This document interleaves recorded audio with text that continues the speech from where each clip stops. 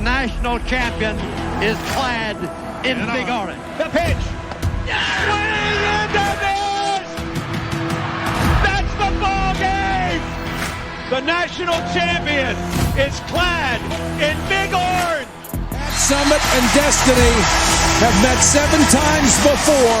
Tonight is number 8. Tennessee Volunteers have wrapped up an SEC outright regular season title. The SEC runs through Rocky Top. Tennessee wins the SEC regular season crown for the 2nd consecutive season. The 1-0. In the air, left center field. Bronx on the move. Won't get there. Tennessee walks it off. It's a mismatch. Deep three. Come on now. Van Fulton connect. Probably driving this time. Indeed. New Hampshire.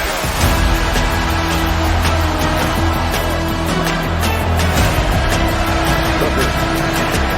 Down the middle. Got it on the fly. It's high and again. And he's going to take it. Touchdown, Tennessee. How much fun is this? Man, Rocky Top, college football at its absolute best. What is up, ladies and gentlemen? Welcome into another episode of the Vols Fanatics Show. It is the day after a big Tennessee win, so we're fired up right now. I'm Michael with my co-host Skylar. Skylar, how we doing today, man? I am feeling so good. You have no idea. Honestly, Tennessee won. They covered. You know, good teams win. Great teams cover. Florida lost. We're gonna talk all about. Dude, we've got a loaded show. Michael, tell us a little bit. We made some changes. Added some friends. We've got somebody joining the show today. Actually, a couple folks. Dude, just give us a rundown. Like, what's the quick lineup? Tennessee football is actually already here. He said, it is great to be a Tennessee Vol. I said, it's great to be a Tennessee Vol. He also says, I went to that game yesterday. It was so fun. Bro, all right, we're off the cuff. How hot was you, brother? I was on Vol Navy, all right? By the way, got a video kind of going viral on TikTok. Shameless plug. It is what it is. It was miserably hot to the point to where I had to jump in the river at halftime, and I'm so glad I did. The river is super cold. But let me know how hot it was in the stadium. It was crazy. One more. Robert says, hey guys, this season has arrived. Was so nice watching SEC football once again. My Saturdays are complete. That's what I'm talking about. We got a little bit of football tonight, man. Michael, dude, give us a rundown. What all we got lined up today? So we've got a loaded show. We're going to start off recapping yesterday's game. You know, not so much as far as what the stats are telling us, but maybe some questions that might have gotten answered yesterday that we had going into the season, because I feel like there were some questions that got answered yesterday. Still got a few questions that need to be answered later on. Then we're going to have a special guest on the show in segment 2. We have got friends from the Red and White podcast, NC State podcast, are going to be coming on with us for segment 2. We're going to preview the Tennessee NC State game. And Skylar, what we got going on segments 3 and segment 4? We got a segment 4 now. What we got going on towards the end? Dude, it's crazy. Right quick, I'm going to catch up with these comments. Tennessee Football 247 said, I got sunburn all over the back of my neck. And he then follows it up with a great comment. This is one of the best. He said, it felt like 98. Yes, dude. Love it. I appreciate your grit to hang in there, brother. It was a hot one. Justin on Facebook, we appreciate you, brother. Justin, hey, that's your favorite buddy right there. He agrees with you on everything on the show. So glad he's here to give you some support because somebody's not winning this week. Hey, we're going to talk about that too. But segment 3 is going to be our picks for the week coming up in week 2. Another loaded week. We actually got some SEC matchups. Maybe one. We got one SEC matchup, but some big games that the SEC is involved in. 100%. One that comes to mind is Texas, Michigan. I mean, Michigan didn't look too impressive this week, but we'll see. So that's going to be segment 3 and then segment 4. All right. So we are going to do, obviously we do the upset pick of the week, right? So that's going to be part of segment 4, but we also got a new segment. It's going to be called Raking with Jake. We got a new guest. He's going to be coming on here to give you guys some best bets, what he thinks is going to be not guaranteed, can't guarantee anything in these days, but some of the picks that he really feels good about going into the weekend, that if you just put a couple dollars on, maybe, just maybe, you might get something back. But we appreciate him coming on the show. He wanted to join us, and we jumped all in. So he's going to be joining us. That's going to be in segment 4, along with the upset pick of the week. We got Vols time in the house. Florida will end the season with a different coach. I don't think that's a hot take, honestly. No. We've been saying that for 8 months. So so did you see his post, Billy Napier, by the way? Did you see his post game interview, press conference, whatever you want to call it? I did not see it. So he took a L, right, in Miami, or actually in his house to Miami. Then he's at the press conference, and he's got a bottle of water, and I'm just going to use a flashlight for reference here. Brother is, taking questions, and Buddy can't open the bottle of water. He's sitting there. He's trying. He does the whole hand thing, and then, he just can't do it. And then he says something about, like, the loss was embarrassing, right? And then he just sets the water back down. He doesn't even take a drink. So I think this also falls into Robert's comment here of we got our answers regarding the Gators. So yeah. You know what's sad is we predicted them to go 4-8, which I still think they could do. But we had them beating Miami, both of us. Yeah. Like, we kind of thought that they would do it. Them not beating Miami, man, things kind of take a turn for that team. But we're not here to talk about the Florida Gators, but we do love to hate them. No, we appreciate everybody tuning in. 4 segments of the show. Without further ado, I'm going to let you guys know who we are presented by, and that is Chris Smith Insurance. As a homeowner, Chris Smith was once let down by an insurance company, so he decided to start an agency of his own, where instead of feeling like a big company is fighting against you, you'll know that your agent is fighting for you. All insurance is not equal. Trust the Chris Smith Insurance today, guys. If y'all need a quote or anything, be sure to give him a call at 865-272-3387. We appreciate Chris and his continued support for our channel. He's been here since day one, and that's why he's our presenting show sponsor. So thank you, Chris. And without further ado, we got a lot to talk about just with our boys, right? The Vols. It's about time to get them back. They wore the smoky grays. What we were going to expect. Honestly, I think we got a little bit more than what we expected. But before we get into all that, you want to let us know who sponsors our segment 1? Yeah, so our segment 1 sponsor is Optimal Asbestos Services, your trusted environmental consulting firm in Knoxville, Tennessee. State licensed and insured. We specialize in asbestos air quality management for commercial buildings and homes. You can contact Jeff Mole at 865-223-3297 or on the web at optimalasbestosservices.com. So we're going to get right into this recap of Tennessee and Chattanooga. I got the graphics up, man. I got it going. No, I mean, that, but I just seen a comment. We got a new listener, watcher, I think, from the show. His name's Aaron Hill. This is one of the guys that I met in Panama. All right, so look. This funny story. Thank you, Aaron, by the way, for tuning in and watching. I go to Panama City Beach with my wife, right? She wants to go spend it with her best friend. Spent like 2 days out there. Wasn't a long stint, but I booked a tee time for the first time in my life. I went golfing by myself. I had no idea who I was going to be golfing with. Just so happened that I ended up joining a twosome and another solo, all 3 of which Vol fans. Man, that is awesome. What are the chances, brother? So, I had to do what I always do. They were asking me questions, and I was answering them, like, on the spot. And Aaron, correct me if this story's wrong, but, like, they were like, dude, like, you're a little bit more diehard than I am. And I'm like, well, I mean, I talk about it. I got a podcast. You got that shameless plug, Yeah. And then right then, that's when they started drilling me with questions. But it was all in good fun. We had a great time out there. It was really cool. But Vols time, he also tunes in from YouTube, says, how about Vandy? We got some things to talk about Vandy coming up in the pick segment. I'm not surprised. I didn't pick him to win, but I'm not surprised because that quarterback that we said could be the guy, he carried, dude. I don't know if you watched the game, but, like, my goodness, it was him and all him. So thankfully they got the win. It was awesome because I got to hate on ACC a little bit. But without further ado, man, let's talk about this Tennessee game in Chattanooga. What's the first thing you want to pick out here from this game?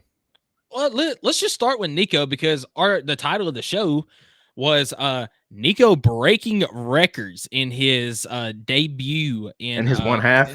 Yeah. So So that right there, the previous record for passing yards in a half was 313 yards. That was set by Tyler Bray back in, what was that, 2012 or something like that. Close. Yeah. Nico broke that yesterday only by 1 yard, but still, your very first start in Knoxville, and you break the record for passing yards in a half. 314 yards. He was phenomenal. He struggled just a little bit on that final drive of the first half, that little 2-minute drill, but I think the timing was just off on some things. But other than that, he looked phenomenal. He made really good decisions. I think there was 2, maybe 3 passes off the top of my head I can think of that, maybe you shouldn't have thrown that. I know there was one that he got hit right as he threw that caused it to be off target, but made a lot of good decisions. The 2 throws that just stand out in my mind: the pass down the sideline where he just hits Dante Thornton perfectly in stride. And then the other one was the Brew McCoy post route over the middle. I mean, he put that ball where only Brew could get it. And man, it was just gorgeous, those 2 passes. But fantastic day for Nico. I love how you bring up 2 passes that weren't even touchdowns, but they were just on the money. If I had to pick out a drive, I think you kind of see it already kind of going around in the media, but like the third drive where it was just straight up 2 passes. Yep. One to Brazel. The next one I think was to Dante Thornton. Yeah, I think that was Thornton's first touchdown. Both of them, I think, were right across the middle, just different sides. So, like, one was the right post, and then the second one was the left deep post or go route. I think it was, both of those. It was just 2 plays on the money and touchdown. And like that was the whole like, this kid's got it, like for sure. And we knew he had it, but it was just like his accuracy all day. He started out 10 for 10 with like 156 yards, 2 touchdowns. The accuracy was on point. He had 1 overthrow. He had one kind of like you were trying to hit the bubble screen on the wide receiver. He had one, he kind of threw it a little bit too far in front of him. But other than those 2, I mean, and that's super nitpicky, right? He was on the money. He was on target, even when he rolled out to his right, which I feel like he loves to do, by the way. Like, it just feels like that's his natural thing to do is roll out to his right and then throw across his body. But really, really sound, very efficient. You see it, 22 for 28, 314 yards, 3 touchdowns, one of which to Ethan Davis and the other 2 to Dante Thornton.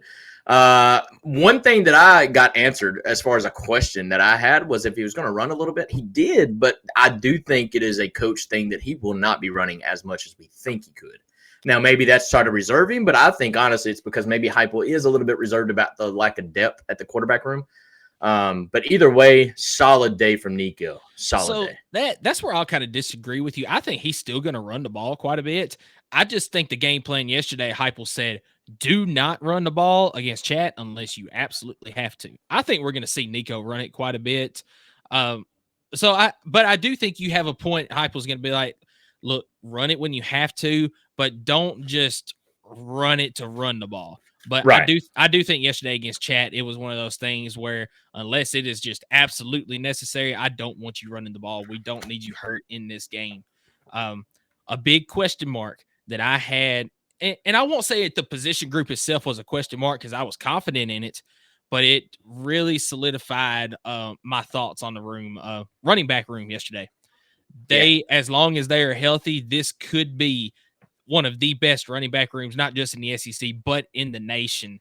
I mean, Dylan Sampson, you can see there 12 rushes, 124 yards, and 3 touchdowns, including, I believe, was it a 60-something yard run down the sideline, setting up another scoring drive, 56 yards. You know what's crazy is I think 7 of those – I wish I could pull up a stat. I wish I was tech savvy where I could pull up the stat of these stats versus how many plays they actually played. Yeah. Because I think Dylan Sampson's first 7 rushes were on the very first drive. That's very possible. I think he rushed 6 or 7 times on the first drive. If you remember, it was a lengthy drive that we even got to 4th down, but we went for it in the red zone and got it. But I'm pretty sure Dylan Sampson only ran it 5 other times after that. And you see the numbers there. Just really, really solid day. But you talk about the running back group, man. What about Cam Seldon looking healthy? I mean, he didn't even look like he was hurt in fall. And people forget that he was. Running hard. You got Deshaun Bishop right there behind him. Khalifa Keith got his first touchdown of the day late in the game. Peyton Lewis, I think, even found some time. I mean, look, this offense did everything they needed to do. I don't think Tennessee's ever played this many, like this amount of players. I think literally 100 players on roster played a snap in this football game. And that's exactly what you need to do against a Chattanooga, something we couldn't do last year. Yeah, that's the big thing about all of this is you took care of business. You did what you needed to do. You got guys in there that you needed to see.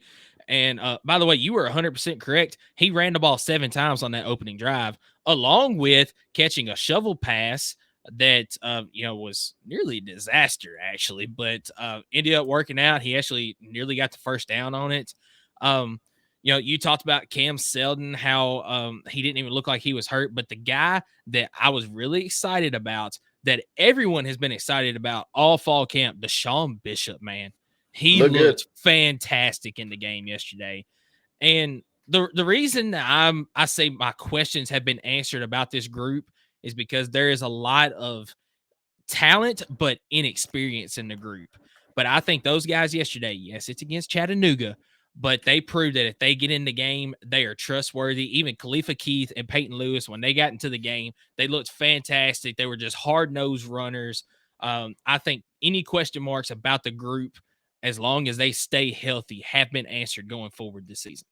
Right on. A couple of comments from people that are joining us on this Sunday, Victory Sunday. We got Vols time back in here. He said, believe Nico is going to break a bunch of records. He follows that up to say, do you believe Nico will beat Hendon Hooker for touchdown record? I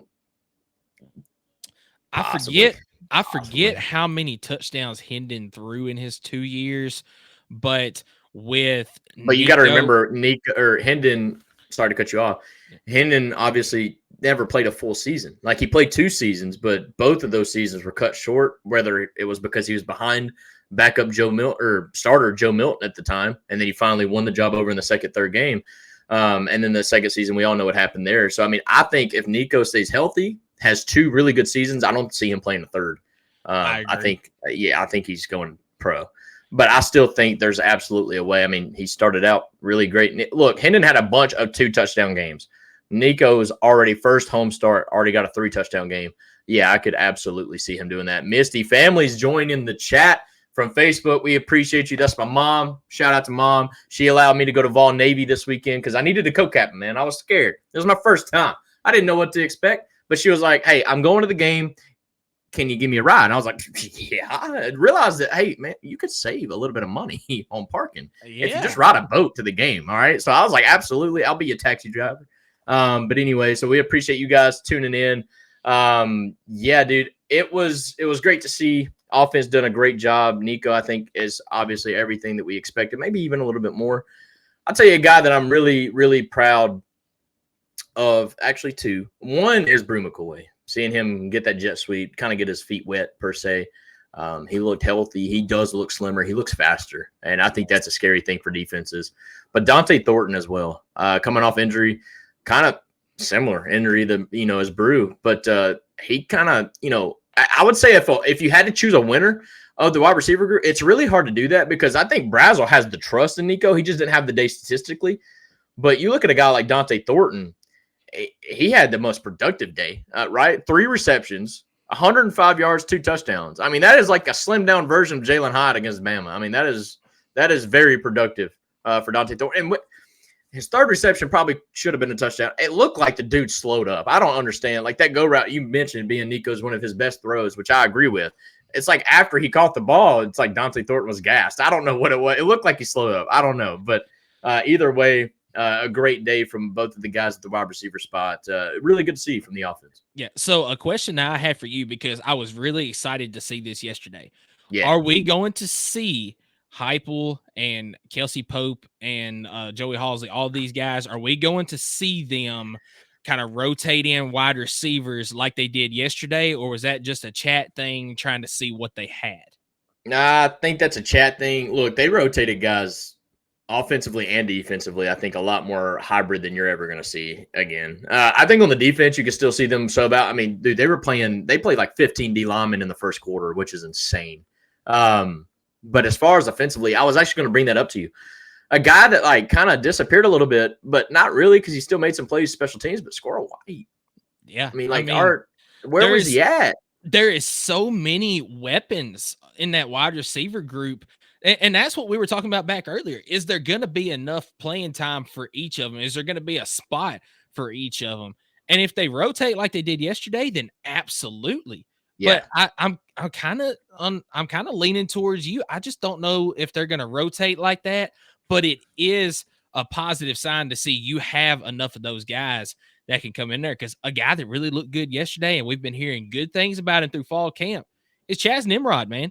He looked great. He is really stepped He up. looks shifty.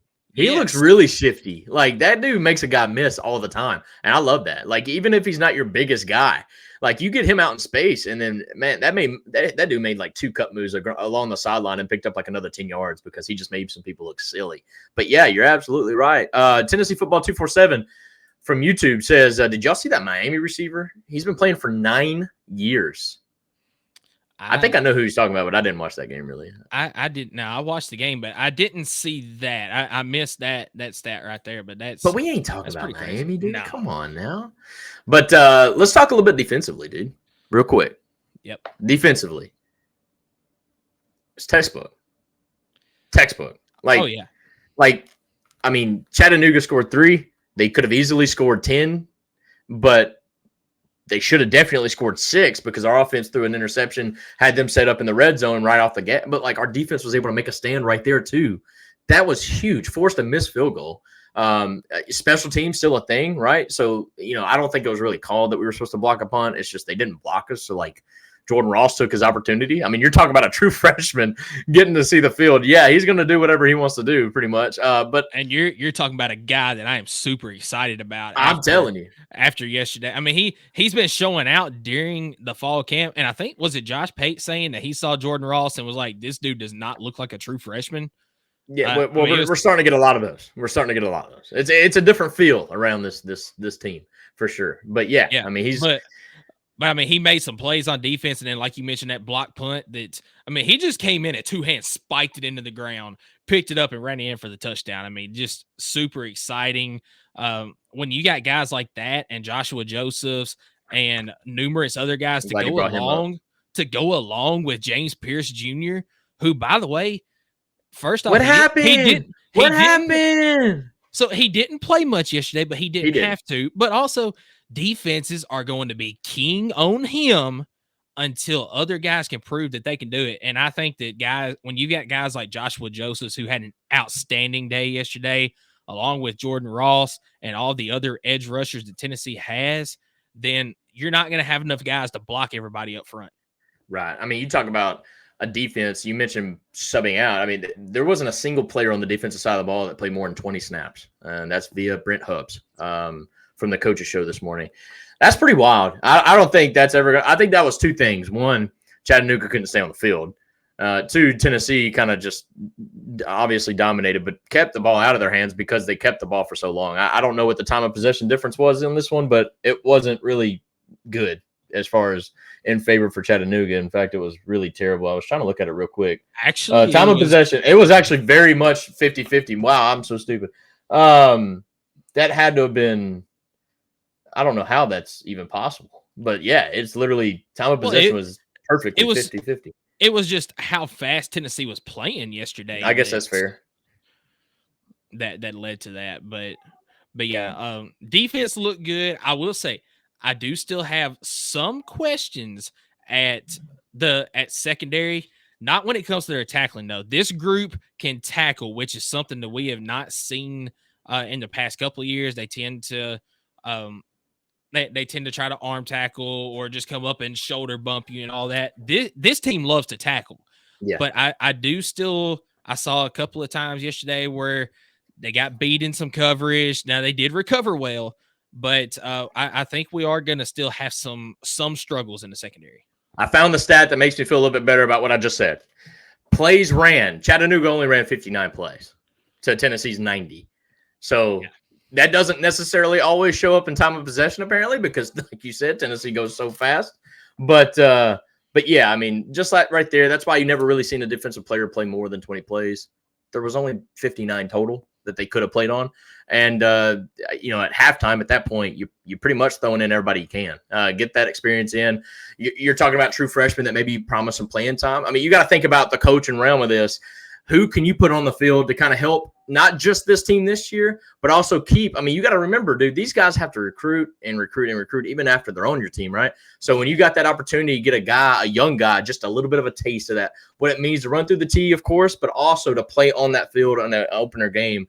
I think this coaching staff did a great job of rotating those guys. Vols time comes in here and says, however, Georgia Tech's looking good too.